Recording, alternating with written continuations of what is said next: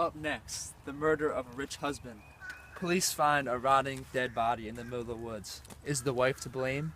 We'll find out next on Forensic Files. An innocent bystander walking along a trail stumbled upon the dead body.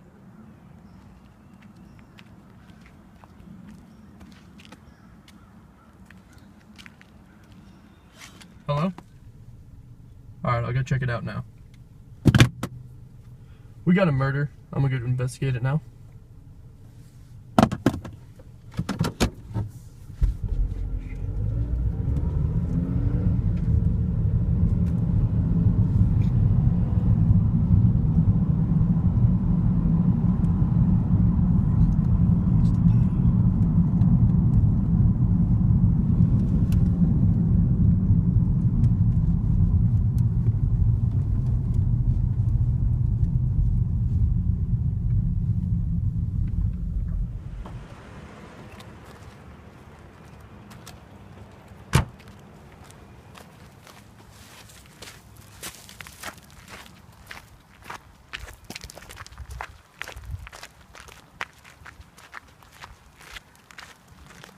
Are you the one that called the cops?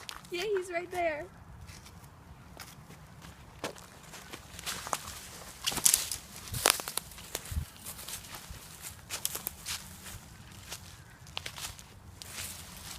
Yeah, he's dead.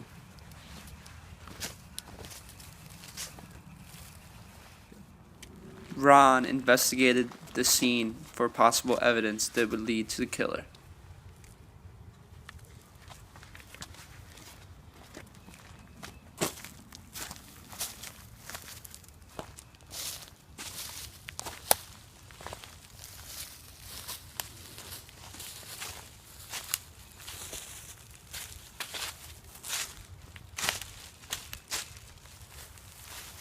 After investigation of the scene, we found a woman's wedding ring, a shoe, footprints around the body, fingerprints on the body, and fingerprints on a stick.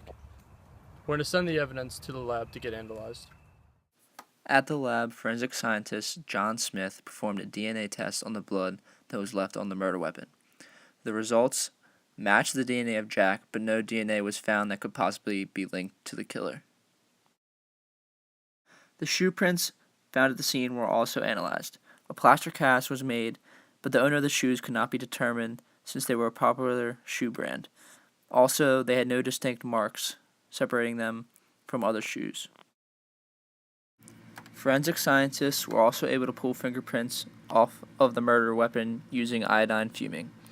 The prints were entered into the IAFIS, which is a fingerprint database, but no matches were found. The investigators then went back to interview people who knew Jenny and Jack and to search their home for possible clues.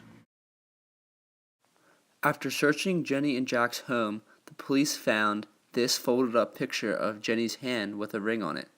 This ring was identified as not being the one that Jack had given to her when they had gotten married, which meant she was seeing someone else. We interviewed Jenny and Jack's neighbor to see if they had any information that would be valuable to the case. Out of respect, we kept their identities a secret. I've known Jenny since high school. From what I can remember, her and Jack had a great marriage. But recently, I've noticed Jack hasn't spent much time at home. I'm Jenny and Jack's neighbor of about 2 years now, and they used to have a really strong marriage, but recently there's a cable guy that's been stopping by their house a little too often, and Jack doesn't seem to be around too much. I thought nothing of it, but I guess it was more than everyone thought. After hearing about the cable man that had been stopping by, investigators decided to find out his name and bring him in for questioning. They also took his fingerprints and found out his name was Kevin Joyner and that he was actually an electrician. When investigators compared his prints to those found at the crime scene, the Whirl fingerprints had distinct scars and bridges on them that matched those taken from the scene. This meant that he was the prime suspect. Using iodine fuming, we found that Kevin's fingerprint matches those on the scene. Also, prior to his death, Jenny took out a $300,000 life insurance policy on Jack. Right now, Kevin is our prime suspect.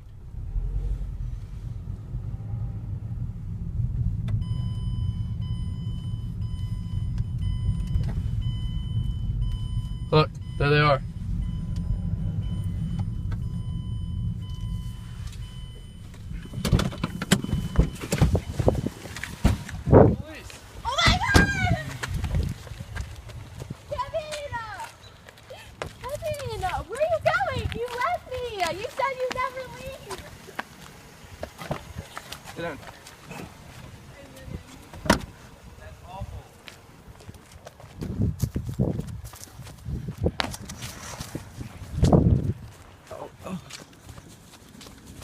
God.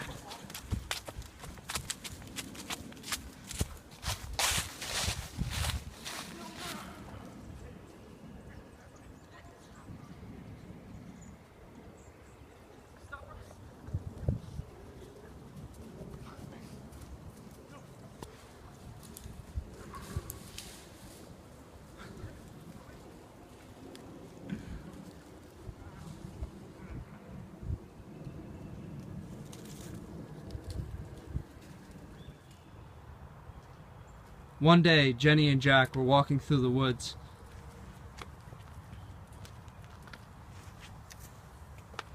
Honey, your shoe's untied. Oh, thank you.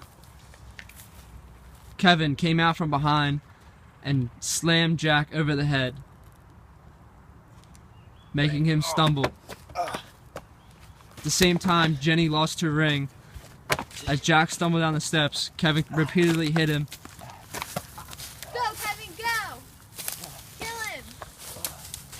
Kevin, stepping in the wet dirt, left footprints and fingerprints on the stick that would later be linked to the crime. Jenny and Jack were happily married, but Jack was never home, and Jenny had fallen in love with the electrician.